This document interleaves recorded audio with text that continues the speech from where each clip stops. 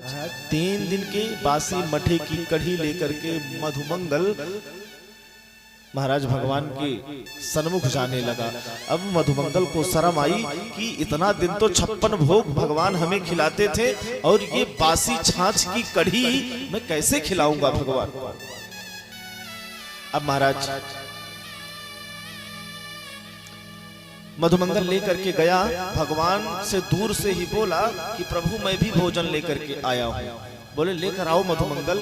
लेकिन जब पहुंचने लगा महाराज, एक पेड़ की आड़ में खड़ा होकर के जल्दी जल्दी महाराज उस कढ़ी को मधुमंगल पी गया कि ये 3 दिन की बासी कढ़ी और मैं अपने कृष्ण को कैसे खिला दूंगा। महाराज जब वो कढ़ी पिया, जल्दी जल्दी में पिया महाराज, तो कहते हैं कोई चीज पानी इत्यादि भी जल्दी पियो तो इस तरफ से भी निकलने लगता है, इस तरफ से भी निकलने लगता है। हाँ तिवारी जी, तो महाराज कढ़ी पीते पीते कहते हैं मधुमंगल के मुंह से कढ़ी बहने लगी।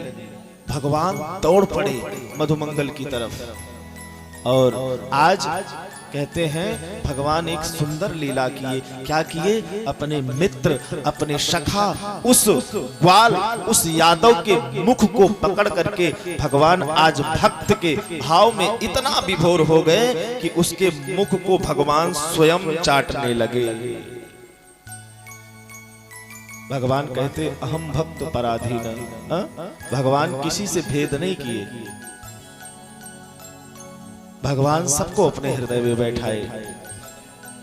उस ग्वाल बालों से, उन यादों से बहुत प्रेम करते थे भगवान और आज भी उन ब्रजवासियों को अपना हृदय मानते हैं भगवान। कहते हैं महाराज भगवान मुख चाटने लगे तो ब्रह्मा जी को ब्रह्मलोक से संशय हो गया कि कैसा भगवान है यार, ये ग्वाल बालों के मुख को चाट रहा है, इनका जूठा खा रहा है। अब महाराज इधर गैया बछड़ों को ब्रह्मा जी चुरा ले गए ब्रह्मलोक। अब भैया जब बछड़ों को चुरा ले गए, कुछ देर बीता, भगवान देखे गैया बछड़ा कुछ ही नहीं। भगवान ध्यान से देखे तो बोले ब्रह्मा जी की लीला चल रही है, ब्रह्मा जी भगवान की परीक्षा ले रहे हैं। बोले ठीक बेटा कोई बात नहीं।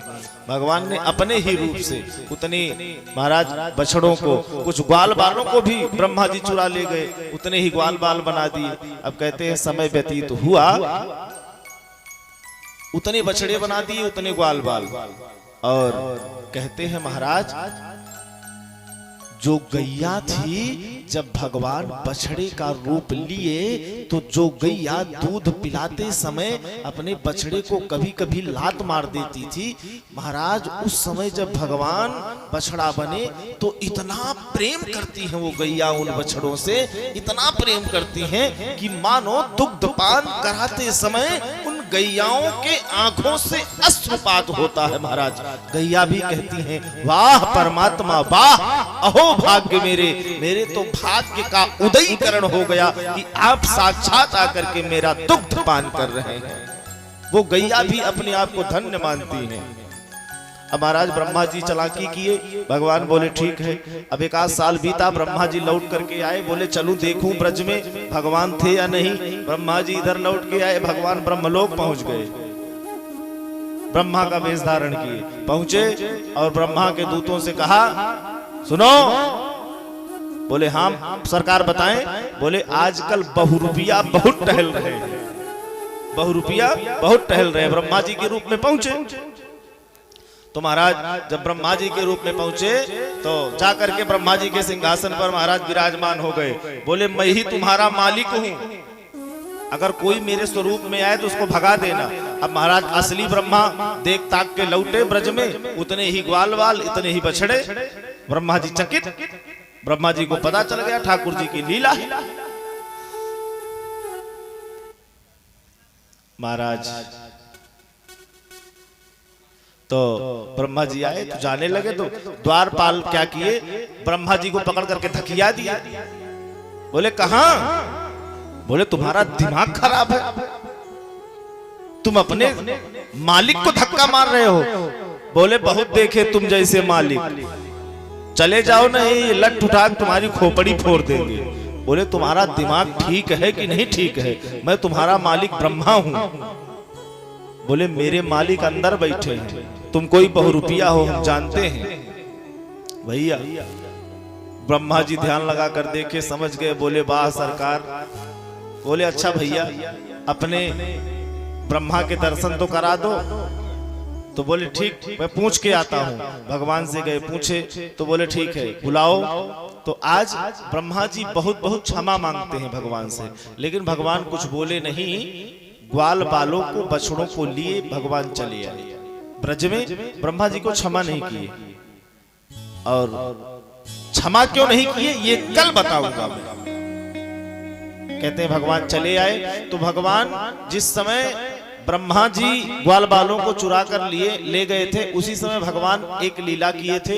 एक अघासुर नाम का राक्षस था, भगवान ने उसको भी मारा था। तो आज 1 साल बाद आकर के ग्वाल बाल बताते हैं कि अघासुर का भगवान ने वध किया। भगवान एक छोटी सी लीला करते हैं, जमुना जी को साफ करने के लिए, स्वच्छ करने के लिए एक लीला करते हैं। क्या करते हैं? जमुना जी में कालिया नाग रहता है, उस जमुना जी के ऊपर से भी अगर कोई जीव जाता है तो कहते हैं महाराज कालिया नाग के विष से आहत होकर के जमुना जी में गिर करके मर जाता था। भगवान ने कंदुक का खेल खेला। किसका खेल खेला? कंदुक का खेल खेला। और कहते ही मजाक में कालिया दह में कूद गए। अच्छा यहाँ ये बताओ, मुझे तो नवा युवा वर्ग कम दिख रहे हैं, ठीक है। अच्छा क्रिकेट कौन कौन देखता खेलता है? क्रिकेट देखने वाले खेलने वाले हैं इसमें कोई? क्रिकेट देखते हैं? आप भी देखते हैं? तिवारी जी आप भी, अरुण आप भी देखते हैं? अच्छा और कोई है क्रिकेट खेलने वाला, देखने वाला? सामने आओ, सामने आइए। अच्छा सामने आइए। क्रिकेट की हिंदी बताओ।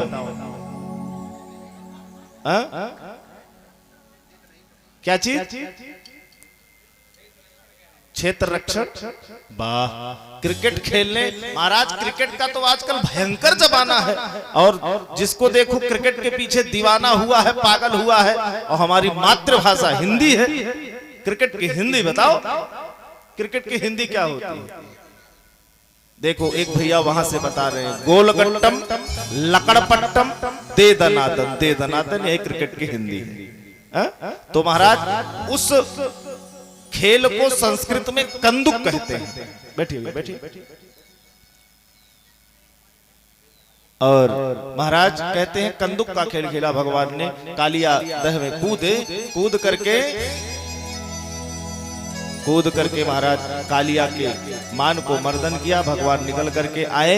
आज कहते हैं कि घर में बहुत से पकवान बन रहे हैं। भगवान गैया चरा करके आए, बोले मैया बड़ा महक आ रहा है, क्या बन रहा है घर में? मैया कहती है लाला जय जय होगी, भगवान की पूजा होगी, 56 भोग बन रहा है। भगवान बोले मुझसे बड़ा जय जय कौन आ गया? मुझसे बड़ा जय जय कौन आ गया? तो बोले भैया, मैया ने डांट के भगा दिया। बोले जाओ अपने बाबा के पास, उन्हीं से पूछो। बाबा के पास गए तो बोले बेटा इंद्र की पूजा होती है, इंद्र प्रसन्न होते हैं, बारिश करते हैं, बारिश से घास उगती है, घास गैयों को खिलाया जाता है, गैया खा करके दूध देती है, दूध से मक्खन होता है, मक्खन को बेच करके हम अपना गुजारा करते हैं।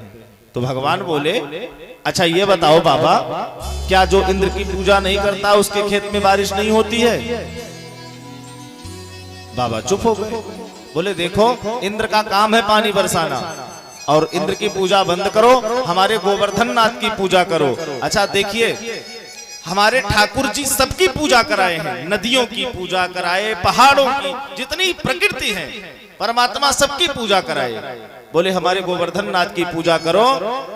बोले अगर इंद्र रुष्ट हो गए तो? बोले गोवर्धन नाथ बचाएंगे। बोले देख लाला एक ही शर्त है, अगर तेरे गोवर्धन नाथ आकर के मेरे भोजन प्रसाद को ग्रहण करें तब तो हम तेरे गोवर्धन नाथ की पूजा करेंगे। बोले चिंता मत करो, तुम्हारा इंद्र कभी नहीं खाने आया होगा, लेकिन मेरे गिरिराज जी आए होंगे।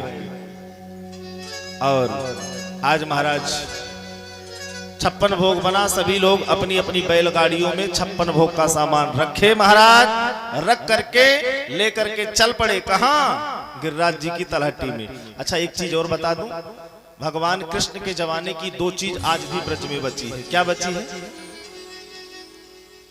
एक तो गिरिराज जी महाराज, दूसरे जमुना मैया। कलयुग के साक्षात देवता कौन कौन है? तिरुपति बालाजी और गिरिराज जी महाराज।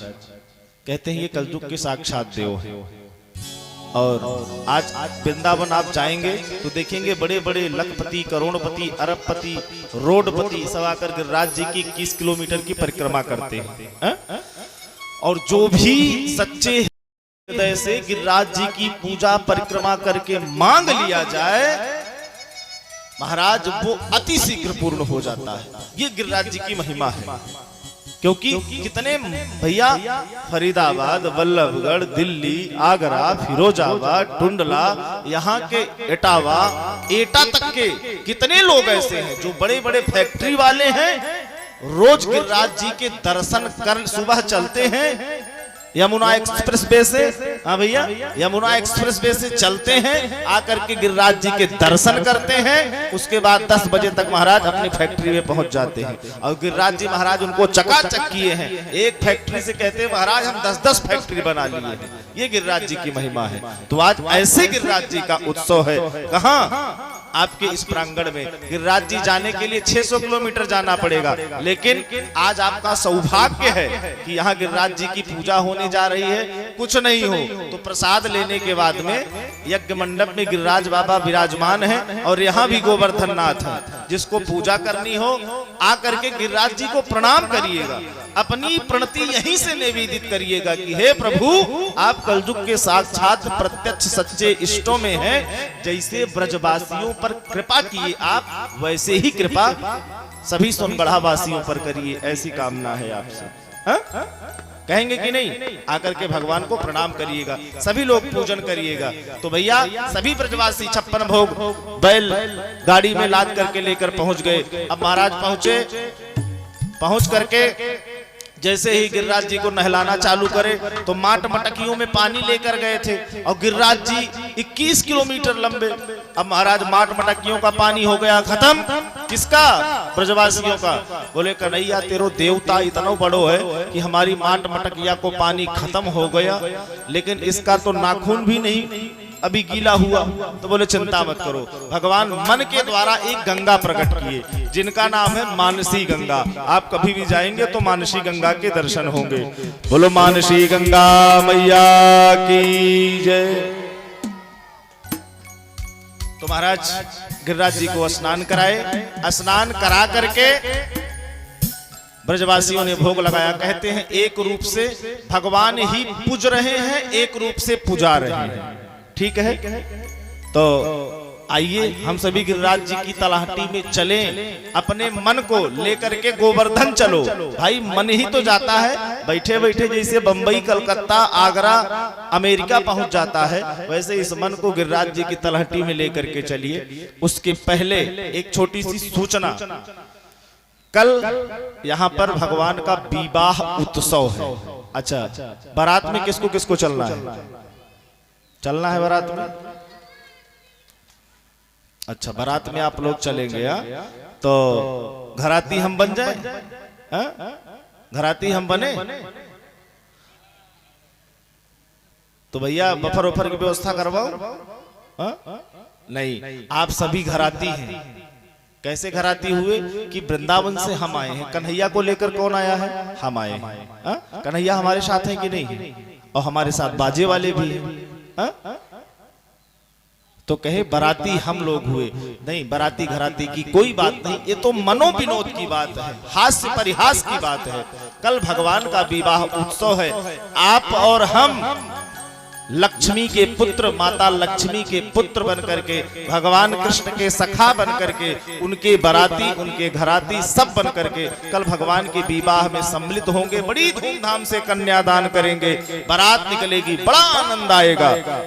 आप आएंगे, बड़ा ही आनंदित उस समय महोत्सव मनाया जाएगा। तो आप लोग अधिक से अधिक संख्या में आकर के यहाँ पर विवाह का आनंद लें। आइए गिरिराज जी की तलहटी में चलें। उसके पहले हमारे पास एक श्रीमान जी एक प्रश्न लेकर गए थे, नाम मैं नहीं लूंगा, और वह प्रश्न हमारे पास आया था और उनसे हमने वादा किया था कि उस प्रश्न का उत्तर आपको हम कथा के माध्यम से देंगे। उस प्रश्न का उत्तर हम दे दें। हमारे पास आधा श्लोक की पंक्ति लेकर के गए थे। बोले महाराज अगर आधे के बाद आपको मालूम हो तो आप जरूर बताएं। पंक्ति क्या थी? पुत्रश्च शोका भार्या वियोगा दरिद्र काले प्रिय दर्शनम च। इतनी पंक्ति थी। बोले महाराज इसको पूरा कर दीजिएगा। तो आगे की पंक्ति वो सुने, न संसार रूप न च भाव वेद्या, न संसार रूप न च भाव वेद्या, त्वया च दुःखम मयि सर्व भोगः, त्वया च दुःखम मयि सर्व भोगः। पुत्रश्च शोका भार्या वियोगा दारिद्र काले प्रिय दर्शनम च, यही था। और इसके आगे की पंक्ति है, न संसार रूप न च भाव वेद्या, त्वया च दुःखम मयि सर्व भोगः। तात्पर्य इसके दो अर्थ हैं। पुत्रश्च शोका भार्या वियोग, कहते हैं महाराज इसके दो अर्थ हैं। एक अर्थ पहले सुनिए, कहते हैं कि अगर किसी व्यक्ति के जीवन में उसका पुत्र नालायक हो जाए, पहला अर्थ सुनिए, उसका पुत्र नालायक हो जाए तो महाराज कहते हैं पुत्र के प्रति जीवन भर शोक रहता है। अपने हाथ से निकल जाए पुत्र, अपनी मनमानी करने लगे, नालायक निकल जाए तो महाराज जीवन भर शोक। भार्या वियोग, अगर महाराज आपकी पत्नी कर्कशा मिल गई, उल्टा मिल गई, तो महाराज पत्नी के प्रति भी जीवन भर वियोग रहेगा। दरिद्र काले प्रिय दर्शनम चा, महाराज कहा जाए आपके घर में गरीबी आ जाए, अन्न का एक दाना ना हो, एक टुकड़ा ना हो खाने के लिए, और जेब में 2 रुपए ना हो चाय पिलाने के लिए, उस समय महाराज आपका कोई प्रिय मिल जाए और आपके मन में इच्छा ये हो कि 2 रुपए की चाय पिला दे और जेब में नहीं हो महाराज, तो कहते हैं कि ऐसा दुख होता है कि कहते हैं कि इस दुख के समान संसार में और कोई दुख है ही नहीं है महाराज। और दूसरा अर्थ ये है पुत्रश्च शोका, कहते हैं कि माता पिता जवान हो, और माता पिता जवान हो और उस जवान माता पिता के आगे से उस का जवान बेटा उसके आगे से महाराज इस दुनिया को छोड़ दे, उस माता पिता से बड़ा महाराज शोकी कोई नहीं होगा। जीवन भर शोक मनाना पड़ेगा उस माता पिता को। पुत्रश्च शोका, सबसे संसार का सबसे बड़ा दुख ये है कि एक पिता के आगे से उसका पुत्र चला जाए, इससे बड़ा वियोग कोई नहीं है महाराज। और कहते हैं भार्या वियोग, भार्या का वियोग कब होता है? जवानी में तो भार्या की याद नहीं आती है, जवानी में भार्या की याद नहीं आती है। जब व्यक्ति बूढ़ा हो जाता है ना, तब उसको अपने पत्नी की सहारे की जरूरत पड़ती है। और कदाचित ऐसा हो जाए कि पहले पत्नी चली जाए, पति रह जाए, तो महाराज वो कुढ़ता है, कम से कम मेरी बुढ़िया होती तो दतुईन और पानी ला करके बुकनी बुक करके तो देती। और कहते हैं दरिद्र काले प्रिय दर्शनम च, बात वही है कि महाराज आपके पास अन्न का दाना ना हो, आपके घर में अतिथि आ जाए तो पहली बात तो सोचोगे हे भगवान कहां से आ गए, इतनी मुसीबत में भी ये आ गए। और फिर आपका कोई प्रिय होगा तो महाराज आपकी आंखों में आंसू आ जाएंगे कि ठाकुर जी कुछ तो दिए होते कि मेरे इतना हृदय का टुकड़ा आया हुआ है। आप ही सोचिए आपके घर में कोई ऐसा आ जाए जिसको 10 रुपए दे के प्रणाम करना हो, आपकी जेब में ना हो, और वैसे चला जाए। माता जी आपकी बिटिया आ जाए और आपके पास 100 रुपए 50 रुपए ना हो बिटिया को विदाई देने के लिए, बैठ कर रोगी कि नहीं रोगी? कि कम से कम 150 रुपया होता तो हम उसको दे देते कि नहीं? कहते हैं महाराज इस दुख से बड़ा संसार में कोई दुख नहीं। तो ये उनके प्रश्न का उत्तर रहा। जहां तक मैं पहुंच पा रहा था जो मेरी सामर्थ्य थी, क्षमता थी, और यही श्लोक है। इसका मैंने व्याख्यान करके इस श्लोक को पूर्ण करके उनको समर्पित किया। मैं आशा करता हूं कि जो सज्जन हमसे पूछने गए थे वो संतुष्ट होंगे। जय जय श्री राधे, जय जय श्री श्याम। आइए हम सभी लोग गिरिराज जी की तलहटी में चलते हैं और गिरिराज जी की तलहटी में चल करके बड़े ही सुंदर भाव से गिरिराज जी की पूजा करते हैं। अच्छा, कौन कौन चलेगा गिरिराज जी? सब लोग चलेंगे? चलिए भैया जी लेकर चलें, क्योंकि समय ज्यादा हो गया है। बोलो गिरिराज महाराज की, मानसी गंगा की, श्री गोवर्धन महाराज महाराज तेरे माथे मुकुट विराज रहो। श्री गोवर्धन महाराज महाराज तेरे माथे मुकुट विराज रहो। गोवर्धन महाराज महाराज तेरे माथे मुकुट विराज रहो। श्री गोवर्धन महाराज महाराज तेरे माथे मुकुट विराज रहो। तेरे कानन कुंडल सोह रहो। तेरे कानन कुंडल सोह रहो। तेरे मुकुटे बने विशाल विशाल तेरे माथे मुकुट विराज रहो। श्री गोवर्धन महाराज महाराज तेरे माथे मुकुट विराज रहो। जो लोग पूजन करना चाहते हैं आकर के पूजन भी करते रहेंगे साथ साथ में, और आनंद भी लेते रहेंगे। श्री राधे जय हो।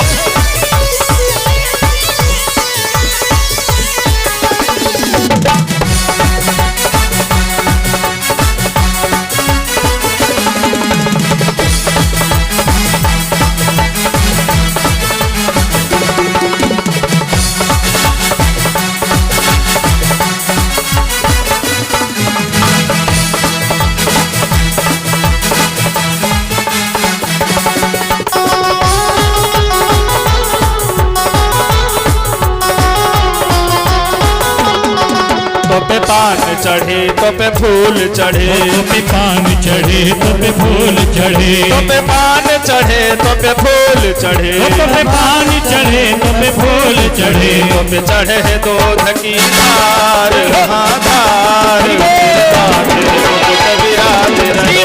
गोवर्धन महाराज महाराज तेरे माथे मुकुट विराज रहो। श्री राधे गिरिराज महाराज की।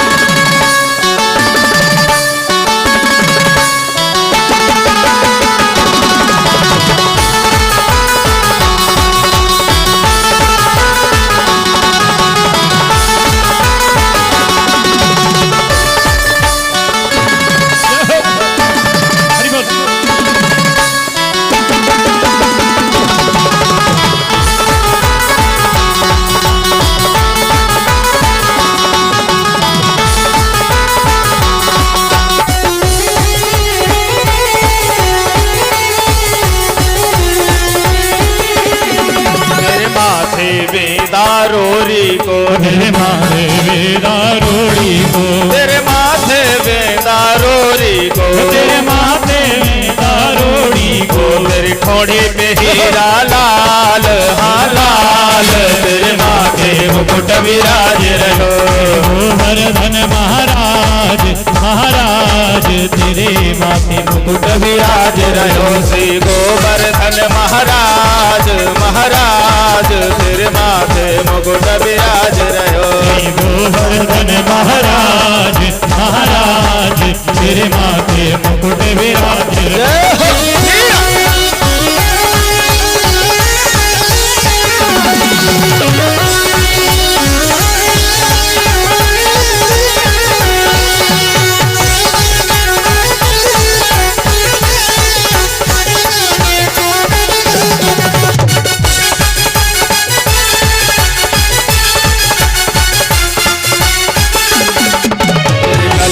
कंठा सोह रहो तेरे गले में, तेरे गले में कंठा सोह रहो। कंठा सोहि रहो, तेरे गले में कंठा सोहे रहो, गले में कंठा सोहि रहो, तेरी झांकी बनी विशाल, तेरी झांकी बनी विशाल विशाल, तेरे माथे मुकुट विराज रहो। महाराज महाराज तेरे माथे मुकुट विराज रहो।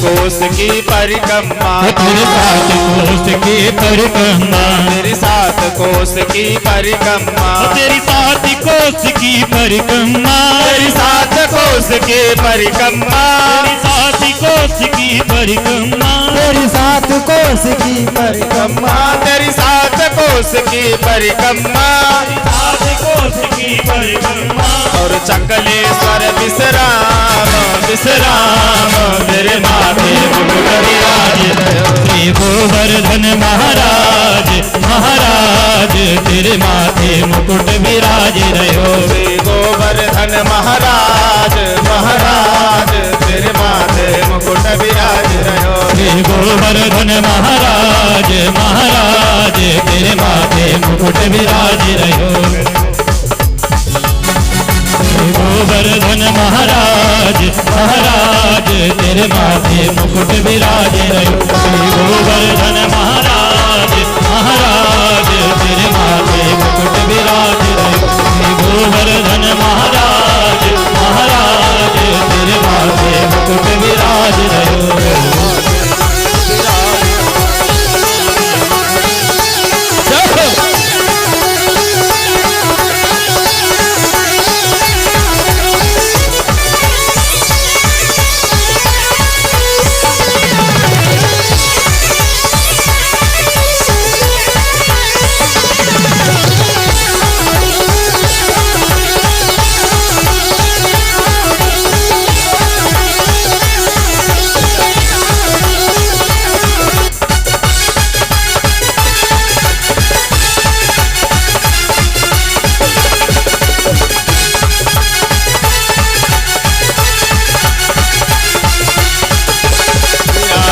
रहो।